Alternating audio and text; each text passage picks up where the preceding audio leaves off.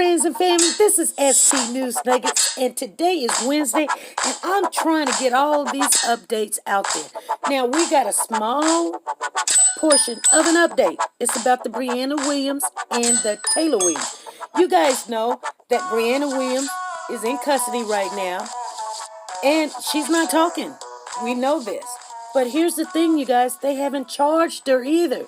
They haven't charged her. I'm going to drop that nugget. So you guys, here we go. The death of 5-year-old Taylor Williams, now that JSO has positively identified her remains found in Alabama. News4Jax reporter Scott Johnson has been talking to a forensics expert and our crime expert about what we can take away from the evidence that police have right now. Sources tell News4Jax a few disturbing details about 5-year-old Taylor Williams' remains. They appear mostly skeletal, and some hair was seen where she was found. There's also evidence of animals at the site. I met up with Michael Knox, a forensics expert who's retired from the Jacksonville Sheriff's Office. He says being that she was mostly skeletal means her death was at a minimum weeks old, but possibly months. It's very humid, it's very moist here in the South, so bodies tend to decompose, and it doesn't take long during the warmer months especially for a body to go from freshly dumped to a skeleton. Knox says investigators will possibly be able to tell the cause of death if it's something like blunt force trauma. But if it's something less obvious, like a chemical in her system or malnourishment, that could be more difficult. What can be seen sometimes is that forensic anthropologists can look at the development of bones and determine whether or not the development is normal for the age. The other issue is determining who's responsible. Her mom, Brianna Williams, has been charged with child neglect and lying to investigators, but not Taylor's death.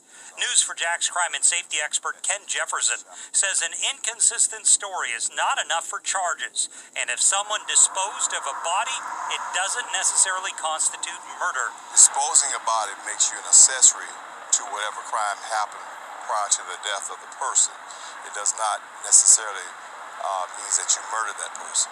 Scott Johnson, Channel 4, the local station. Okay, family. So the mother was charged with child neglect and lying to police officers in connection with the disappearance of her daughter, Taylor Rose Williams. And that was like November the 6th. Well, now she was supposed to be arraigned. Well, she's supposed to be arraigned today. Today is Wednesday. She was supposed to be in court. She will face the judge on now, December the 18th. So we're going to have to wait until December the 18th. Brianna Williams' lawyer has filed a request with the state attorney's office for all pertinent discovery materials, including witnesses' statements and DNA evidence. So Williams has only been charged with lying to the police and child neglect. The activists and the community members gathered to honor Taylor at Loxco Park, and there was about 50 people that came out and they prayed and they sang songs under the park's pavilion and the child's memory. Anyone was welcome to attend the vigil, and it was at Safe Haven. You guys, I didn't see any coverage on it, but I wish I would have. I would have put it in the clip. And I'm sorry that we didn't get that, but here's what else they're saying. Brianna Williams, the 5-year-old mother, was scheduled to be arraigned on Wednesday, which is today, you guys.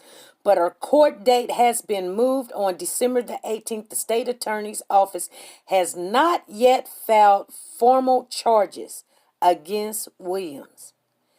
So I'm pretty sure that they're waiting and they're going to file something.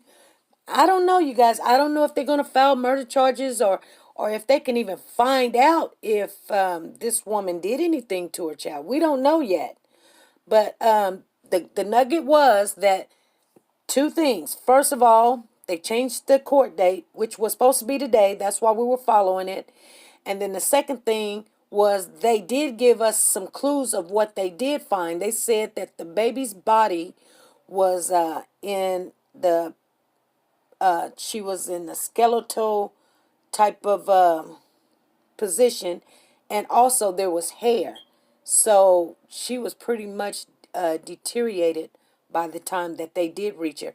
And also they said that they still don't know the time frame because they said it's a minimum of a couple of weeks and and the maximum is several months. So they're still doing some digging, investigating some forensics, and trying to come up with when, where, who, and a possible, ability of why did someone take this baby out. We don't know yet. All we can do is continue to wait. I thought we was going to get some answers today if she was going to plead a guilty or not, or find out what was on her mind. We will get to see Brianna this morning. We didn't get to see Brianna this morning. Brianna is still in jail and she's not talking.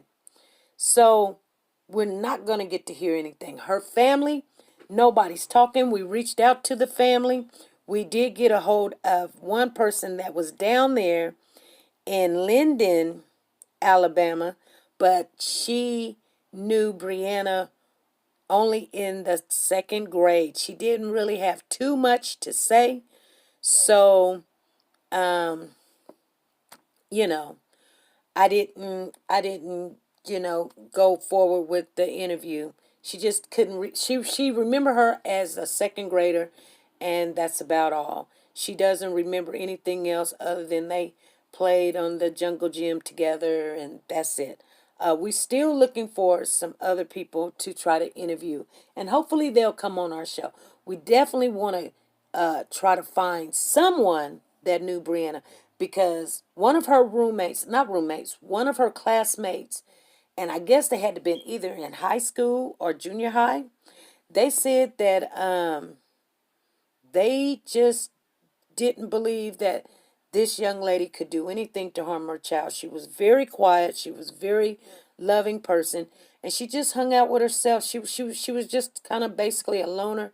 She did everything by the book. She was very well known as a very smart young lady, and she couldn't imagine what went wrong. And so therefore, even her uncle said the same thing, and then her aunt said the same thing. So everybody is saying how loving and kind this woman was, and how peaceful and quiet she was, and she just didn't need a lot of attention and things of that nature. So maybe, it's looking like she has a lot of people that's really on her side, that's saying that this is not somebody that would have done something of this nature, and something possibly could have happened, and maybe she was scared to acknowledge it and tell anybody about it, which is, that's the kind of normal thing. And with her, trying to take some kind of substance and take her life out, that shows that, there was some guilt there, even if she tried to cover it up. I mean, anybody going to the officials saying, hey, this happened or that happened, she probably couldn't handle it or whatever. We don't know yet. Hopefully she will talk, and we will get to know what happened. It could have been an accident. We don't know yet, you guys, but we're going to keep on watching, and hopefully when we have some more updates on this case, I will let you guys know what I find out when I find out. Make sure, if you're not a part of the family, go ahead and subscribe to the channel. And it's very easy to do. This is not a clique. This is not no gang or anything. It's a group of people that comes together for concerns, and we specialize with the children. So, I mean, we do other things too, but we specialize the children cases, and we follow those, and we try to make sure that if any updates come up that we see, we let you guys know.